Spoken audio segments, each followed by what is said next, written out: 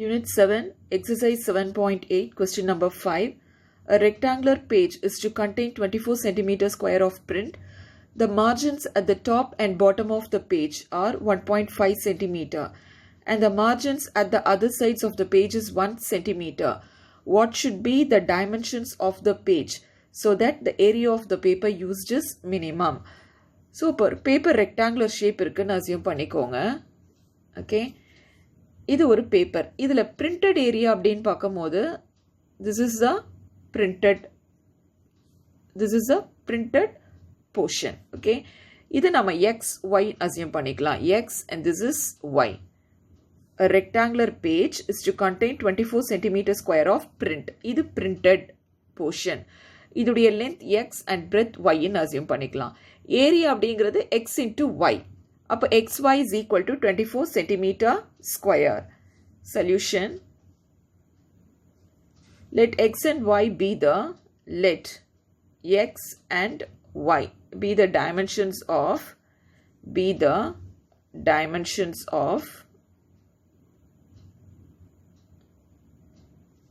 printed portion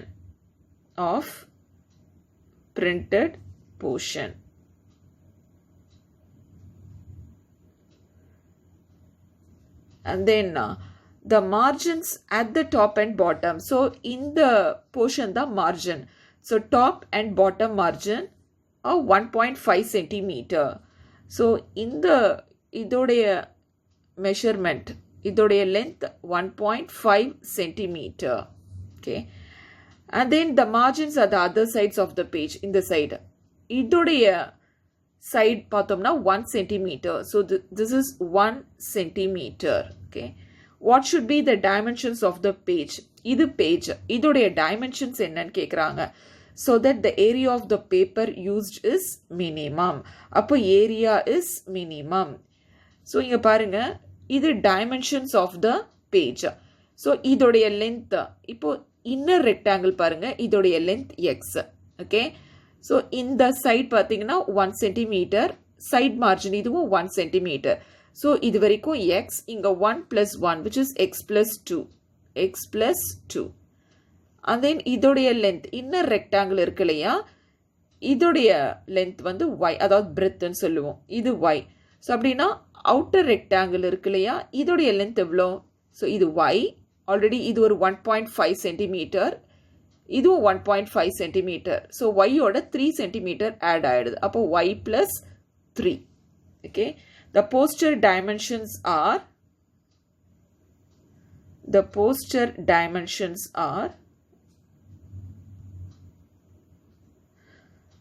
x plus 2 and y plus 3. X plus 2 and y plus 3. So already in the area of the printed region xy is equal to 24 centimeter square அப்படிங்கிறது தெரியும்.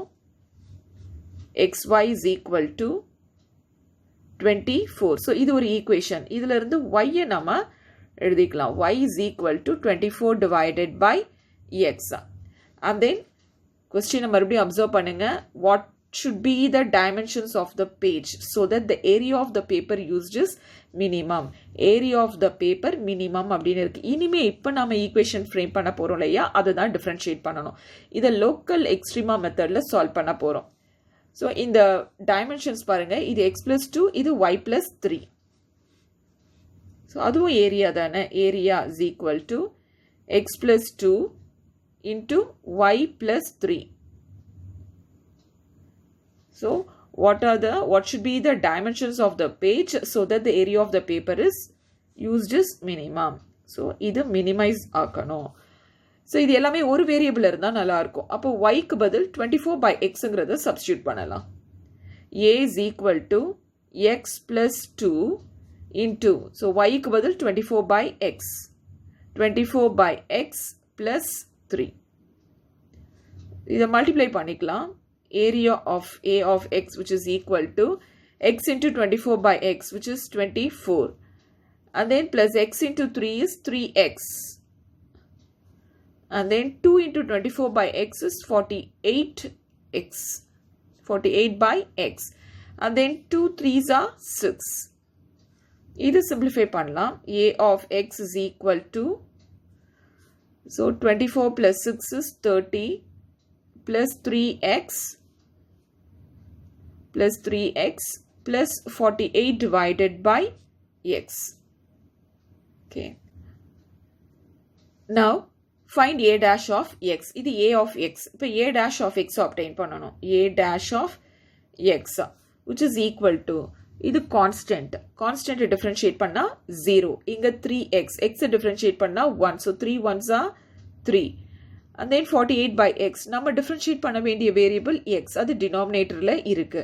So அப்படினா இங்க plusனா differentiate பண்ணும்போது minus என்றது வரும். x உடைய power 1. So 1 into 48 is 48 divided by x power 1 na differentiate பண்ணும்போது இங்க x squareங்கிறது வரும். Okay. And local extrema valueக்கு local extrema methodல நம்ம இதை obtain பண்றதுனால we need a double dash of x. So what is a double dash of x? See? Constant differentiate பண்ணா 0. And then இங்க minus இருக்கு 48 by x square. நம்ம differentiate பண்ண வேண்டிய variable x. அது denominatorல இருந்ததுனா இங்க minus இருக்கு. differentiate பண்ணும்போது plus ன்னு வந்துரும். So 3 already differentiate பண்ணா அது 0. 2 into 48 which is 96 divided by x cube ன்னு வந்துரும். Okay. And then we need critical number. Put a dash of x is equal to 0. Put a dash of x is equal to 0. That is, என்ன இருக்கு a dash of xல?